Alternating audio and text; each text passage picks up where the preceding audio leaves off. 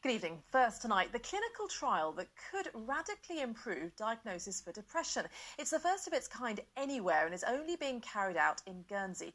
Researchers are trying to develop a test that would find out if someone could benefit from antidepressant treatment. Working on the trial is one of Britain's best-known neuropsychologists, Professor David Nutt. He was in Guernsey earlier, as Fran Lenori reports.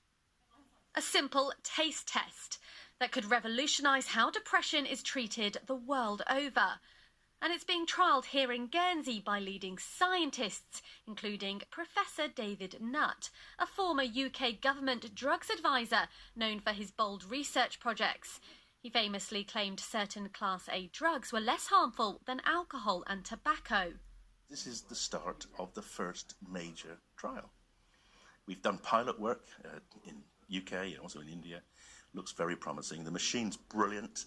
It's been properly developed so that everything is randomised, so there can be no bias in the findings. We're going to find out. In the next year, they're going to study up to 240 patients on the island, and if it works, then we'll roll it out, hopefully, across the world. The test is called a mood assessment test, but really it's a taste test. The chemicals that affect our mood affect our taste buds, serotonin and noradrenaline. Antidepressants stabilise the levels of these chemicals when they're off balance. It takes weeks to work in the brain, but hours on the tongue.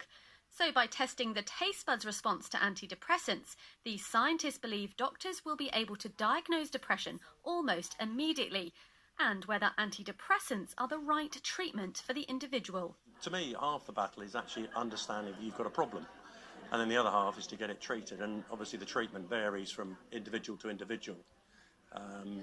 Medication has worked absolutely fine for me, but it doesn't work for everybody, and so you have to try other approaches.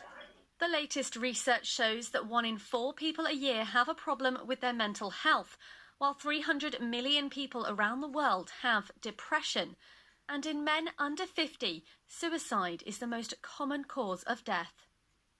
Awareness campaigns surrounding mental health have encouraged people to be more open, but the fear of stigma, mental health professionals say, still holds people back from seeking help. For us to be part of something that could potentially be revolutionary and to look at how you might physically diagnose depression is huge. So what we could be looking at for people is a reduction in stigma, in people actually reaching out and looking for help, because it's an acknowledged test on depression.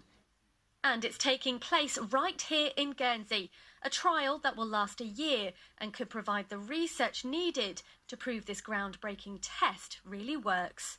Fran Lenori, ITV News. Jersey State says it's